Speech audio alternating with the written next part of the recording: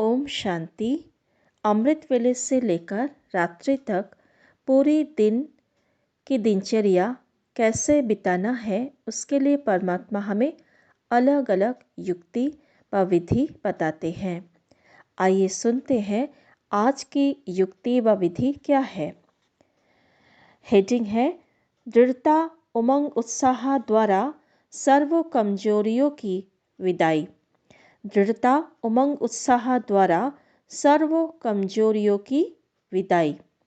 आज अपने अंदर रही हुई कमजोरियों को सदाकाल के लिए विदाई देने के दृढ़ संकल्प पर बाप दादा भी बधाई देते हैं। तो कमजोरियों को विदाई देने के लिए पहले दृढ़ संकल्प करना है। इस विदाई की बधाई को हर रोज अमृत वेले स्मृति के द्वारा समर्थ बनाते रहना। स्वयं के समर्थी स्वरूप के साथ साथ सेवा में भी समर्थ स्वरूप लाना है। अमृत वेले सदा यह स्लोगन इमर्ज करना कि सदा उमंग उत्साह में उड़ना है और दूसरों को भी उड़ाना है। तो अमृत वेले क्या विशेष स्लोगन याद रखेंगे कि सदा उमंग उत्साह में उड़ना है और दूसरों को भी उड़ाना है। तो यह संकल्प अमृत वेले दृढ़ता के साथ कर लेना है।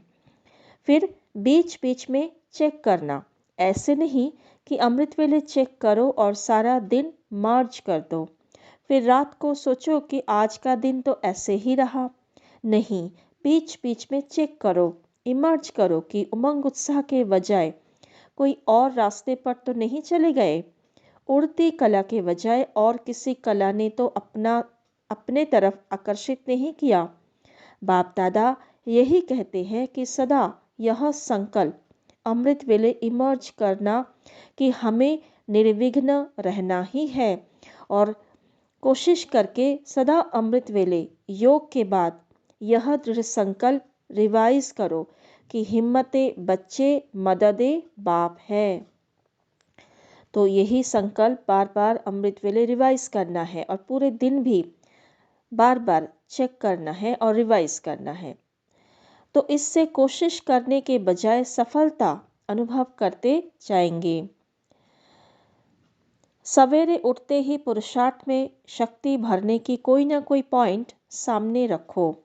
अमृत वेले जैसे रूहान करते हो वैसे ही अपने पुरुषार्थ को शक्तिशाली बनाने के लिए भी कोई ना कोई पॉइंट विशेष रूप से बुद्धि में याद रखो।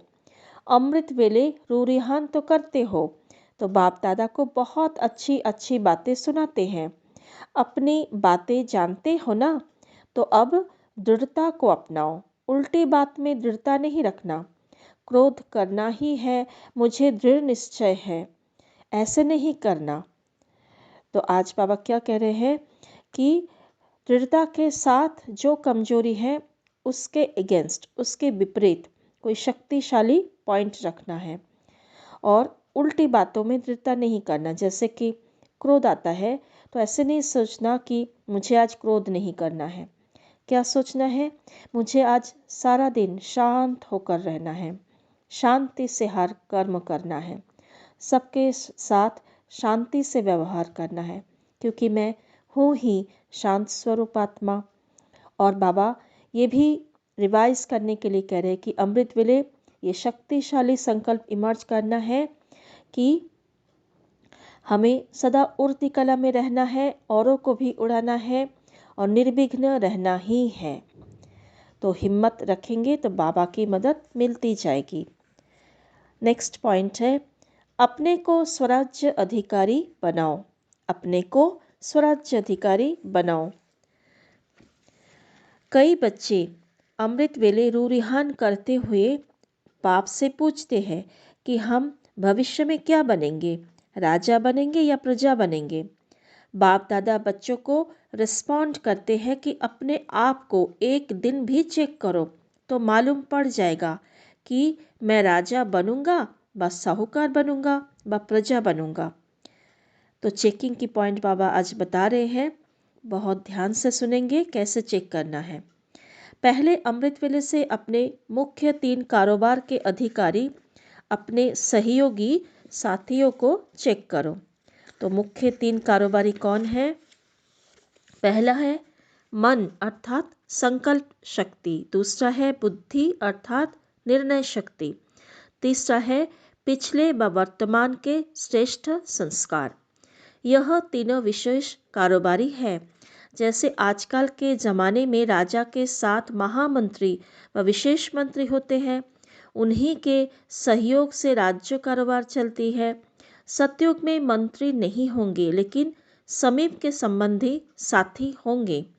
किसी भी रूप में साथी समझो व मंत्री समझो, लेकिन यह चेक करो, यह तीनों के 100 के ऊपर अधिकार से चलते हैं। यही तीनों अर्थात मन, बुद्धि, संस्कार 100 के अधिकार अर्थात आत्मा के अधिकार से चलते हैं। इन तीनों पर 100 का राज्य है व इन्हों के अधिकार से आप चलते हो।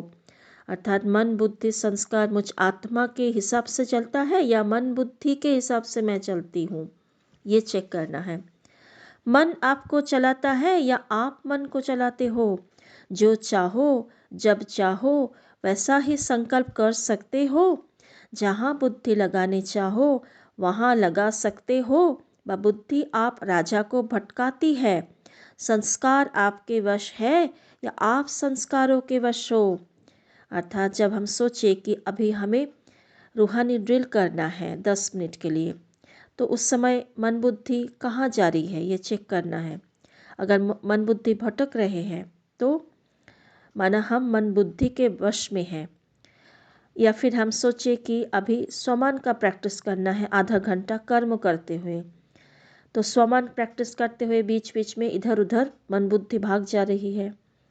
या फिर कोई संस्कार इमर्ज हो रहे हैं, किसी आत्मा को देख उसके प्रति संकल्प चल रहे हैं, तो माना मन बुद्धि संस्कार अपने वश में नहीं है, मैं आत्मा उनके वश में हूँ।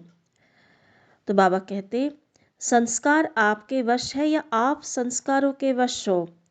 संस्कारों के वश होना माना किसी को देखते हुए क्रोध आ गया, इरिटेशन हो रहा है, चिड़चिड़ापन या उदासी आ रही है, कि व्यर्थ संकल्प चल रहे हैं, या फिर मन मुटाव दुखी हो रही है, तो यह है कमजोरी की संस्कार। अगर ऐसे चल रहा है तो हम संस्कारों के वश में हैं। राज्य अर्थात अधिकार, राज्य अधिकारी जिस शक्ति को जिस समय जो ऑर्डर करे वह उसी विधि पूर्वक कार्य करते व आप कहो एक बात वह करे दूसरी बात। तो ऐसी स्थिति है कि अगर कोई गुस्सा कर रहे तो मुझे तो शांत रहना है, तो मैं खुद को शांत रहो कह भी रही हूँ, लेकिन दूसरों की व्यवहार को देखकर अंदर ही अंदर संकल्प चला रही हूँ या फिर मुख से कुछ न कुछ बोलते जा रही हूँ। तो ये राज्य अधिकारी अर्थात स्वराज्य अधिकारी की स्थिति नहीं है।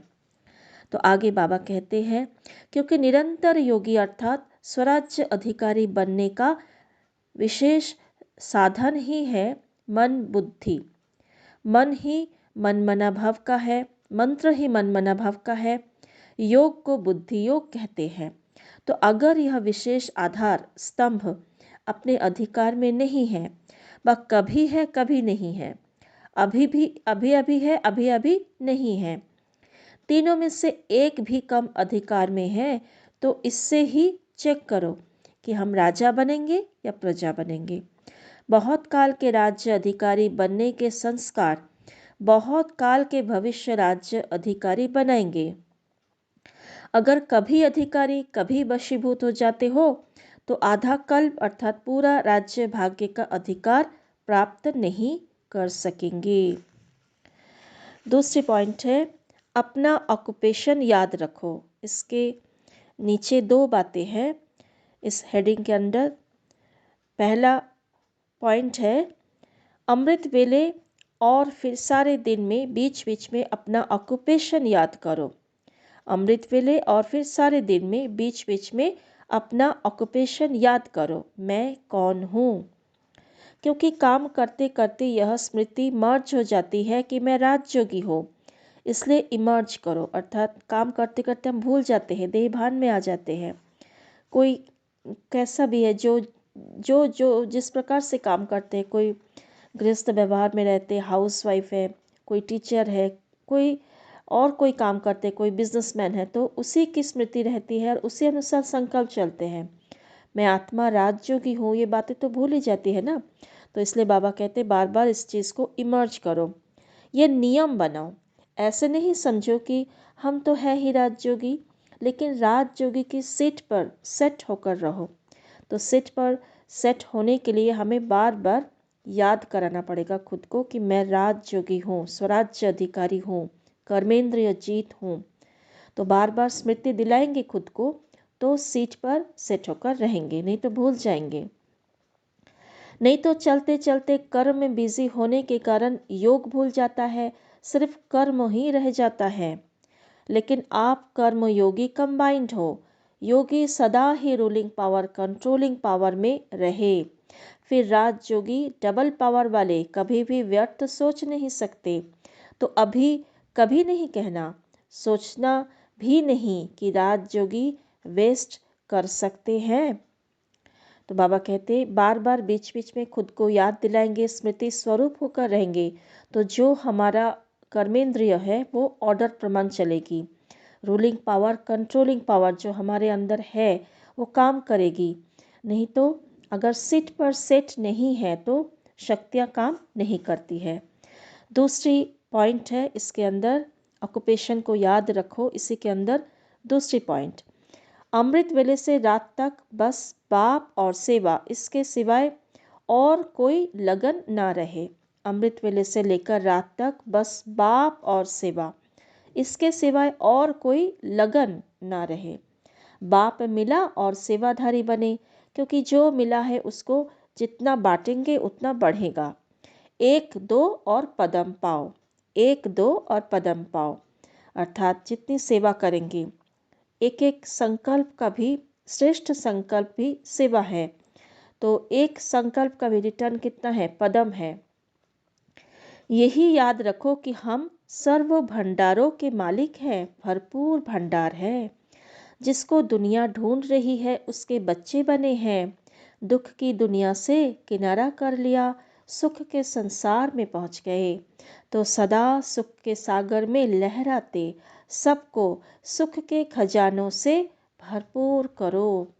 तो हम किसके बच्चे हैं, ये नशा, ये रूहानी नशा इमर्ज रखना है। हम परमात्मा के संतान, जिसके पूरी दुनिया जिसको ढूंढ रहे हैं, और उसी भोलेनाथ अखोट खजाने, अखोट भंडार के हम मालिक भी बन गए हैं। भाग्य विधाता स्वयं ही मेरा हो गया है। जब चाहो, जहाँ चाहो, जिस विधि से चाहो, जिस संबंध से चाहो, मैं उसको याद कर सकती हूँ, उसको पास बुला सकती हूँ, उसको साथ रख सकती हूँ। तो कितना अधिकार हो गया है हमारे परमात्मा के ऊपर। तो ये कितने नशे, कितनी हमारी शक्ति अंदर भर जाती है ये सोचते ही। तो बाबा कहते दुख की दुनिया से तो हम बहुत दूर चले गए, हम सदा सुखी है, सदा सुख के सागर के साथ कंबाइंड है। तो हमारी जब ऐसी स्थिति होगी, ये स्मृति रहेगी, तो स्मृति ही स्थिति बना देगी, तो औरों को स्वतः ही सुख मिलता जाएगा। अच्छा, ओम शांति।